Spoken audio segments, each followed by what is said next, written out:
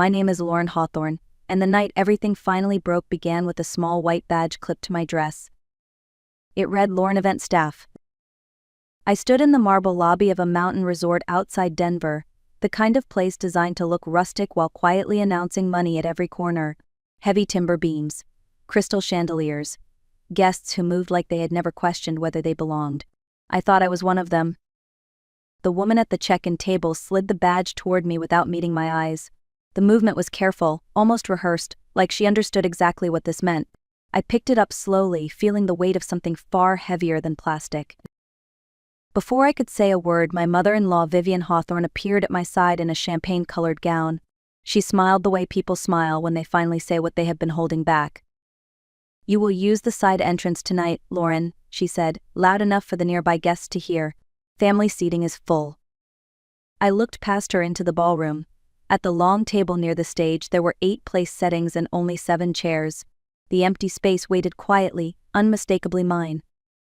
Moments later my husband Eric walked in, laughing, already loosened by whiskey and attention. He followed my gaze, noticed the badge on my chest, the missing chair, and his mother standing beside me. He laughed. Not out of discomfort, not in surprise. A real laugh, warm and easy. "Relax, Lauren," he said. "It is just a party. Food is for family." 5 years of marriage passed through my mind in a single breath. Early mornings, late nights, promises whispered and work done in silence. And in that moment, I was not family enough for a chair. Something inside me went still, not anger, not heartbreak, just clarity.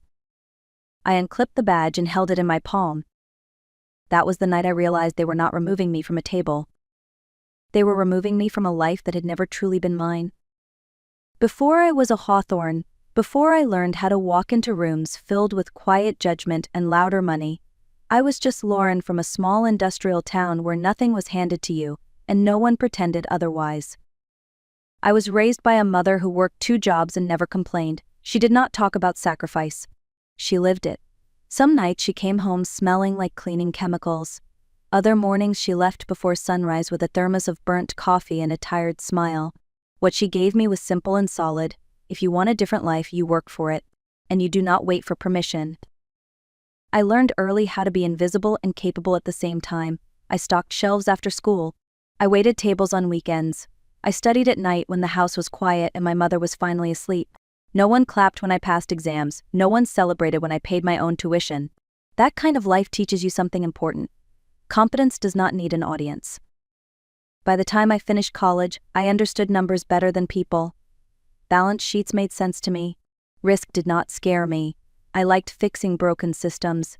I liked walking into situations where everyone else was panicking and quietly turning the lights back on. When I met Eric, he told me he admired that about me. He said I was grounded, different, not like the women he grew up around.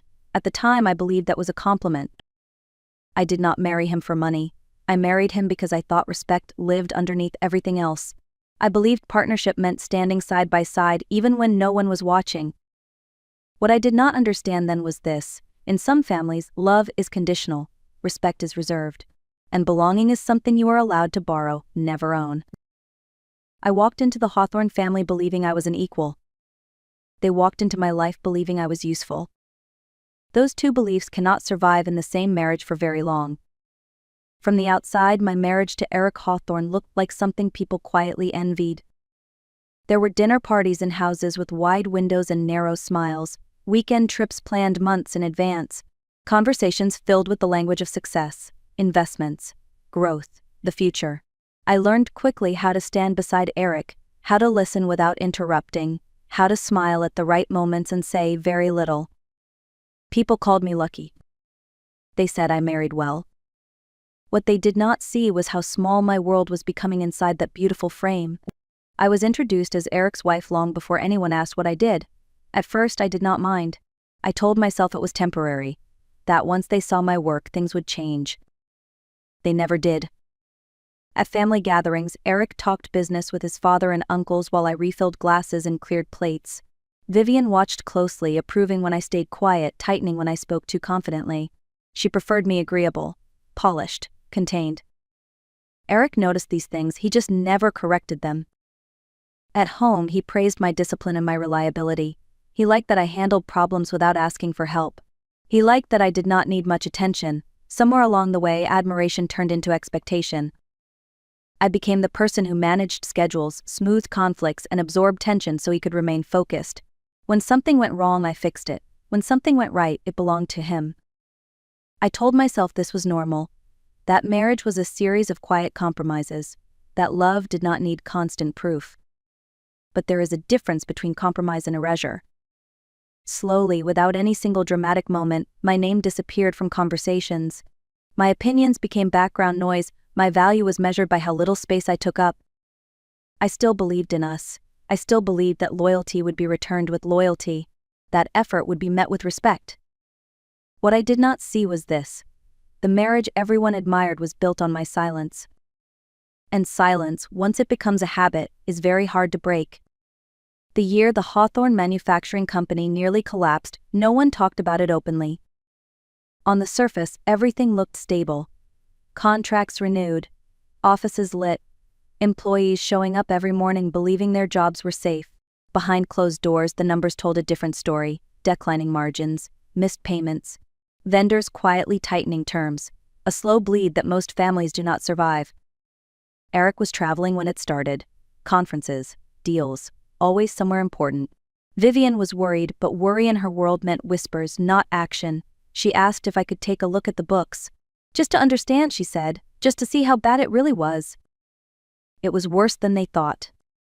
The company was weeks from default, one missed payroll away from shutting its doors for good. More than 100 families would have lost their income with no warning. I did not panic. Panic never fixes anything. I asked for access, full access, and then I went to work. For months, I lived inside spreadsheets and conference calls. I renegotiated contracts that had not been touched in years. I met with suppliers who assumed no one was paying attention. I found inefficiencies everyone else had learned to ignore. I worked early mornings and long nights, often alone at the kitchen table while a house slept. No one announced what I was doing. No emails went out praising my effort. I did not ask for credit. I told myself the work mattered more than recognition. When the company stabilized, it happened quietly. Payroll cleared. Orders resumed. The panic never reached the factory floor. Employees kept their jobs without ever knowing how close they came to losing everything. At the family dinner where Vivian finally exhaled, Eric raised a glass and thanked the advisors who had helped steer the company through a difficult quarter. He never mentioned my name. No one corrected him. Later that night, he thanked me in passing, half distracted, like I had reminded him to pay a bill. He said it was good to have someone dependable, someone steady. Then he changed the subject. I told myself that was enough, that results were their own reward. What I did not understand yet was this: when you save something in silence, people assume it would have survived without you. When you fix problems no one sees, they forget you were ever there.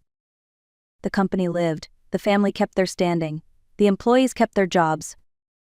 And I learned that being essential does not always mean being valued. Sometimes it just means you are taken for granted. People often think relationships fall apart because of one big betrayal. They do not. They break down through small, ordinary moments that are easy to excuse and even easier to ignore.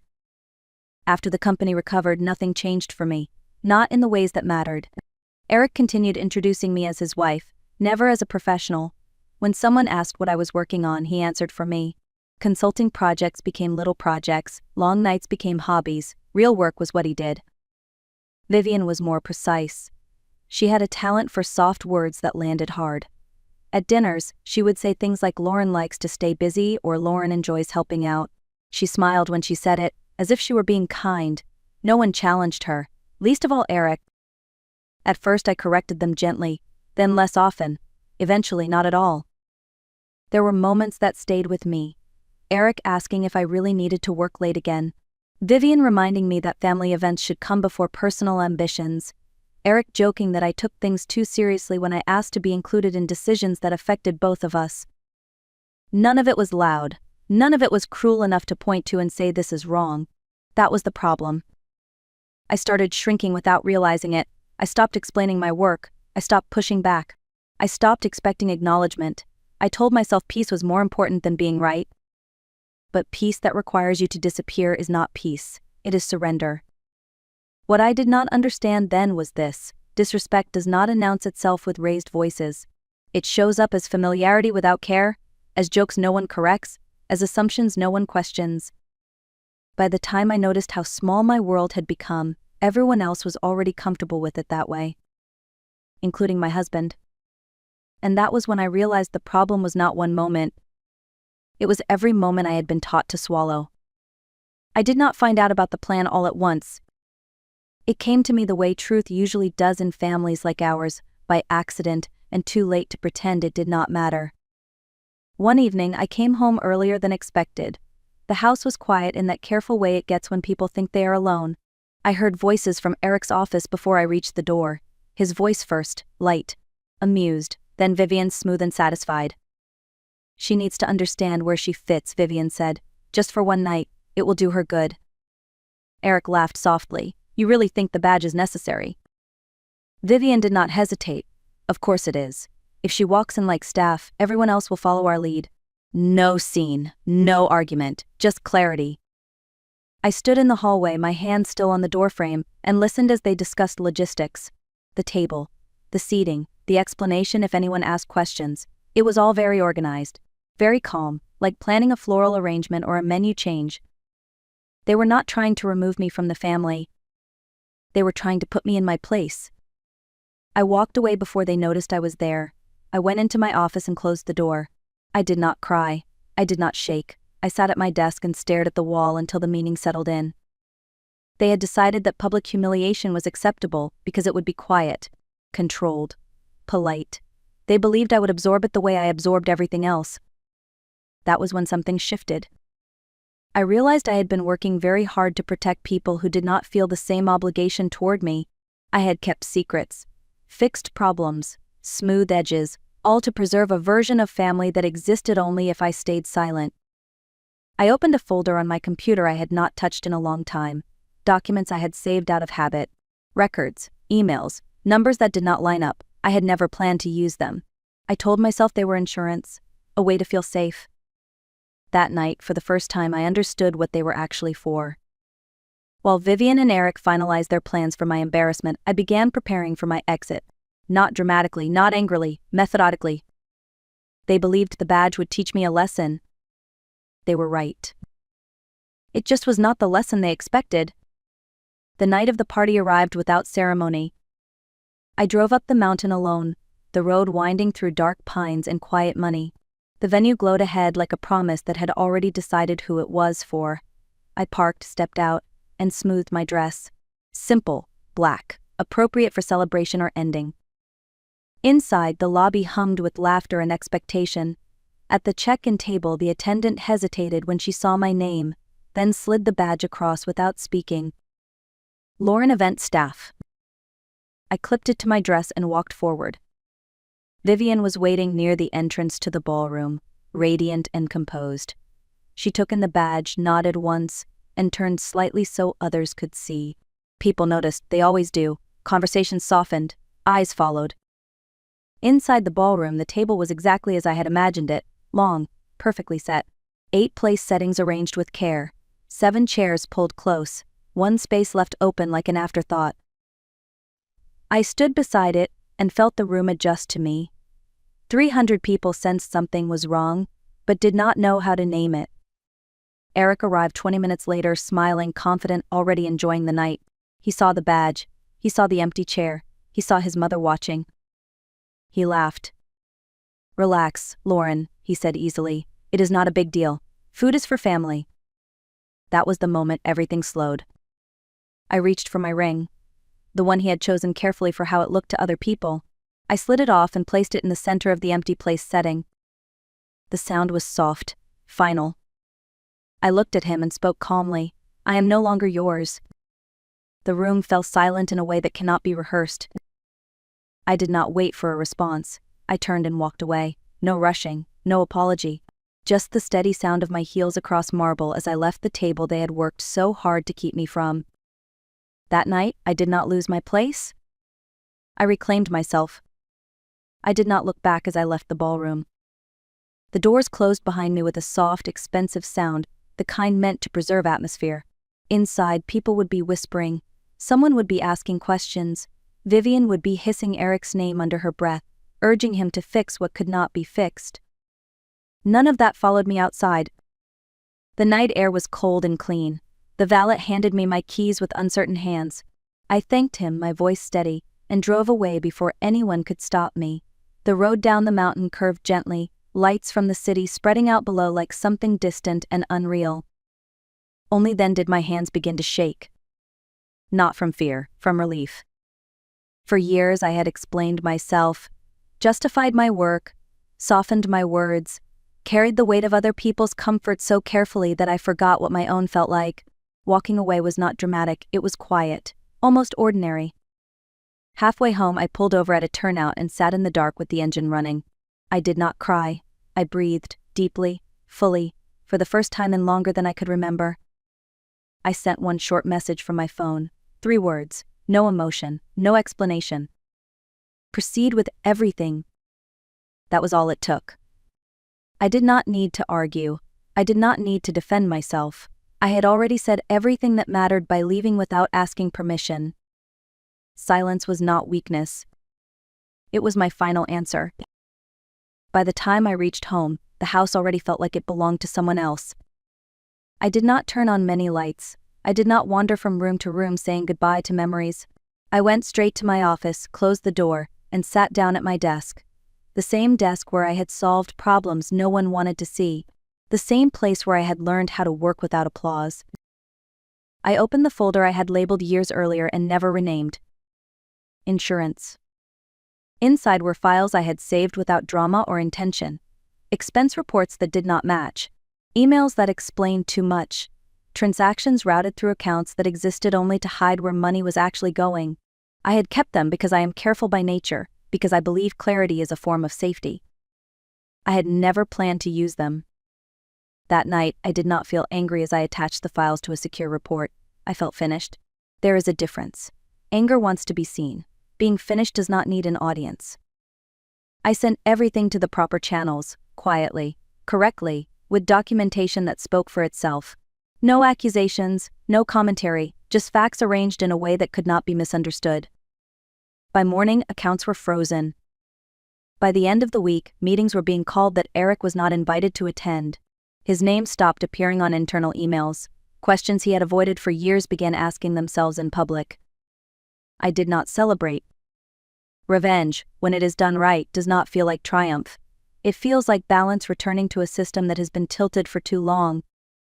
People assume revenge is loud, that it involves confrontation or cruelty. Mine did not. I did not destroy anything. I simply stopped protecting what was never meant to survive on lies. Eric lost his position quietly. Vivian lost her certainty. The family name stopped opening doors the way it once had. None of it happened because I raised my voice. It happened because the truth was finally allowed to stand on its own. That was the lesson they never expected me to learn. You do not need permission to stop carrying someone else's weight. You only need the courage to set it down. Leaving did not feel like freedom right away. At first, it felt like standing in an empty room after everyone else had gone home. Quiet, unfurnished, honest in a way I was not used to. There were mornings I woke up and reached for my phone out of habit, ready to solve problems that were no longer mine. I let that feeling pass. I found a small office downtown, nothing impressive, clean walls, large windows, a desk that belonged only to me. I took on work slowly, choosing clients who wanted solutions, not someone to hide behind. Companies that were struggling but honest about it, people who said thank you and meant it. Word spread the way it always does when something works, not loudly, reliably. I built a practice around fixing what was broken without breaking the people inside it. I listened before I spoke. I asked questions others skipped. I showed up prepared. That had always been my strength. Now it was also my boundary. I did not change who I was. I stopped shrinking it. Some evenings I stayed late in the office, watching the city settle into night. There was no one waiting for me to make myself smaller, no one measuring my worth by how convenient I was, just the quiet satisfaction of work done well and honestly. I thought about the woman I used to be, the one who believed love meant endurance, who confused loyalty with silence. I did not judge her. She did the best she could with what she knew. Choosing myself did not make my life perfect. It made it mine. and that changed everything. For a long time I thought losing my place at that table meant I had failed. I was wrong. What they took from me was never mine to begin with. It was a borrowed seat, offered as long as I stayed useful and quiet. The moment I stopped fitting their image, it disappeared. That empty chair taught me something I could not have learned any other way. Belonging that depends on silence is not belonging. Love that requires you to shrink is not love. Respect that vanishes in public was never real in private. I stopped asking what I could have done differently. I stopped replaying conversations, wondering if I had been too much or not enough. The truth was simpler and harder to accept. I was exactly who I needed to be. Some people will only value you when they can control the version of you they benefit from. The moment you stand fully in yourself, they call it difficult, ungrateful, disloyal. I call it awake. Losing that chair did not make me smaller. It removed the illusion that I needed their permission to exist at all. Sometimes the most painful exclusion is actually an invitation. An invitation to stop waiting, to stop explaining, to build something better on your own terms. If this story felt familiar, you are not alone. Many people live inside relationships where they are valued for what they provide, not for who they are. They stay quiet to keep the peace. They work harder to earn respect that never truly arrives. They tell themselves this is just how things are. It does not have to be. Walking away is not always loud. Sometimes it is a calm decision made when you finally understand your worth. Sometimes it is choosing yourself after years of choosing everyone else first. If you are watching this and wondering whether you are asking for too much, let me say this clearly. Wanting respect is not asking for too much. Wanting to be seen is not selfish, and leaving what diminishes you is not failure. It is strength. Thank you for spending this time with me and for listening to this story. If it resonated with you, take a moment to like, share, or leave a comment. Your voice matters here. And remember, sometimes losing everything you thought you needed is the first step toward the life you were always meant to build.